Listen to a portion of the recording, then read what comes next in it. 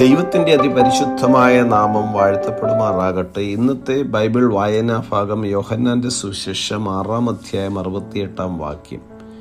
ശിമോൻ പത്രോസ് അവനോട്, കർത്താവേ, ഞങ്ങൾ ആരുടെ അടുക്കൽ പോകും? നിത്യജീവന്റെ വചനങ്ങൾ നിന്റെ പക്കലുണ്ട്. ക്രിസ്തുയേശുവിൽ ഏവർക്കും സ്നേഹവന്ദനം. ഈ അധ്യായത്തിൽ യേശു 5000-ത്തെ പോഷിപ്പിക്കുന്നതും വെള്ളത്തിന്മേൽ നടക്കുന്നതുമായ അത്ഭുതങ്ങൾ നാം കാണുന്നു. താൻ ജീവന്റെ അപ്പമാണെന്നും സ്വർഗത്തിൽ നിന്ന് ഇറങ്ങിയ ജീവനുള്ള അപ്പം ഞാനാകുന്നു എന്നും യേശു പറയുന്നു. എൻ്റെ മാംസം തിന്നുകയും എൻ്റെ രക്തം കുടിക്കുകയും ചെയ്യുന്നവൻ എന്നിലും ഞാൻ അവനിലും വസിക്കുന്നു എന്നും, ജീവനുള്ള പിതാവ് എന്നെ അയച്ചിട്ട് ഞാൻ പിതാവിൻ മൂലം ജീവിക്കുന്നത് പോലെ എന്നെ തിന്നുന്നവൻ എൻ മൂലം ജീവിക്കുമെന്നും യേശു അവകാശപ്പെടുന്നു. യേശുവിൻ്റെ ശിഷ്യന്മാരിൽ പലരും യേശുവിൻ്റെ വാക്കുകൾ കഠിനമാക്കെന്ന് പറഞ്ഞ് പിൻവാങ്ങിപ്പോകുവാനിടയായി. പിന്നെ അവനോടുകൂടെ അവർ സഞ്ചരിച്ചില്ല. 12 ശിഷ്യന്മാരോട് യേശു, നിങ്ങൾക്കും പൊയ്ക്കൊള്ളുവാൻ മനസ്സുണ്ടോ എന്ന് ചോദിക്കുന്നു. പത്രോസ് പറയുന്നത്, ഞങ്ങൾ ആരുടെ അടുക്കൽ പോകും? നിത്യജീവന്റെ വചനങ്ങൾ നിന്റെ പക്കലുണ്ട്.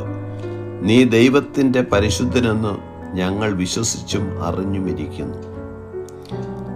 ആത്മാവിനെ തൃപ്തിപ്പെടുത്തുന്ന സ്വർഗത്തിൽ നിന്നുള്ള യഥാർത്ഥ അപ്പമായ യേശുവിനെ പത്രോസ് തിരിച്ചറിയുന്നു.